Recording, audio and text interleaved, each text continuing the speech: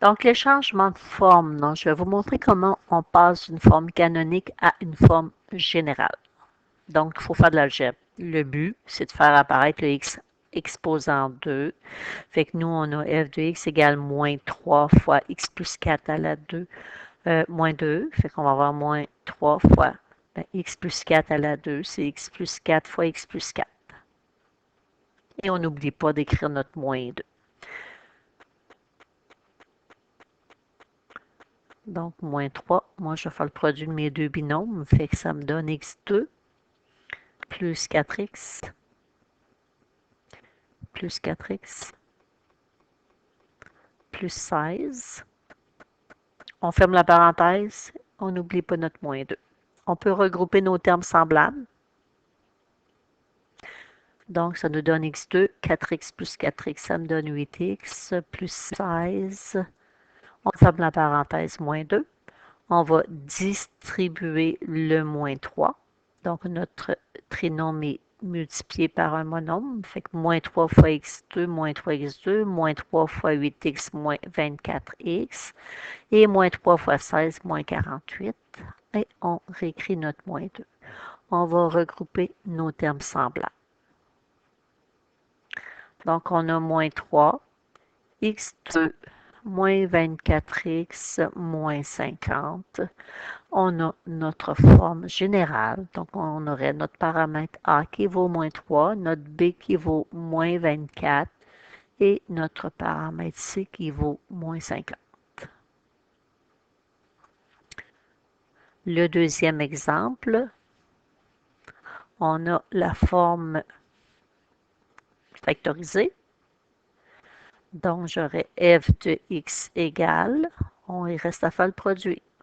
On va aller multiplier les deux binômes, fait que x fois x, x2, x fois moins 3, moins 3x, une fois x, donc plus x, fait une fois moins 3, moins 3. On regroupe nos termes semblables.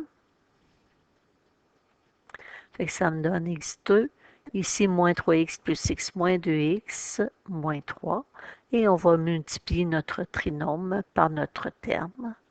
Donc 5 fois x2, 5x2, 5 fois moins 2x, moins 10x, et 5 fois moins 3, moins 15.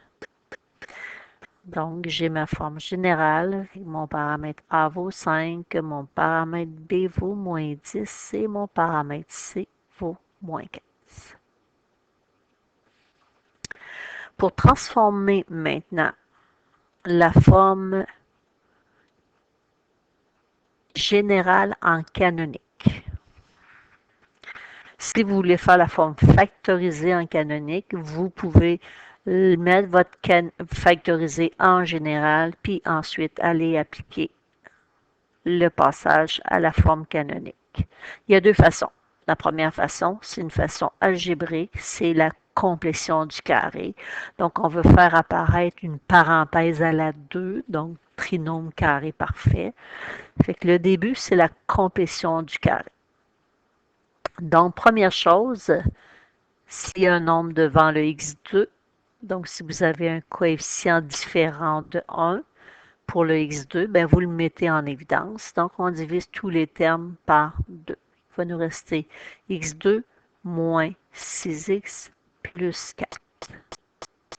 Ensuite, on va utiliser les deux premiers termes du polynôme et on va aller compléter le polynôme afin d'avoir un trinôme carré parfait. Donc, on va écrire 2 parenthèses, x2 moins 6x. Il faut ajouter un terme qu'on va soustraire. Donc, le nombre qu'on ajoute, c'est le coefficient du x qu'on divise par 2 et qu'on met à la 2. Fait que moins 6 divisé par 2 fait moins 3 à la 2, c'est 9. On ajoute 9, on enlève 9.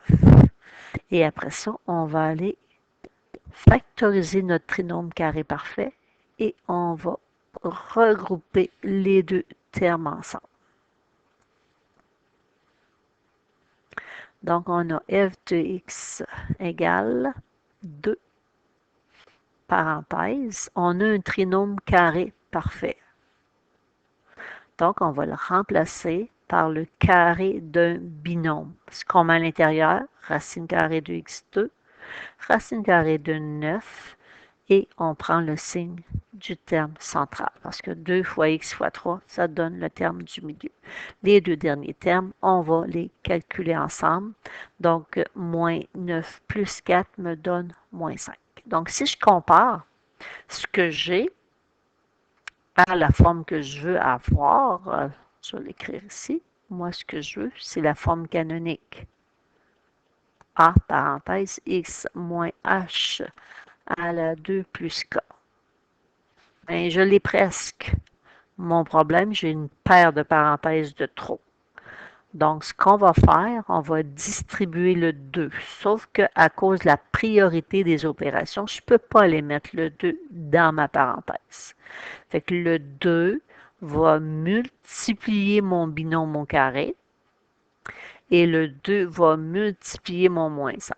Fait que j'ai fini, j'ai ma forme canonique.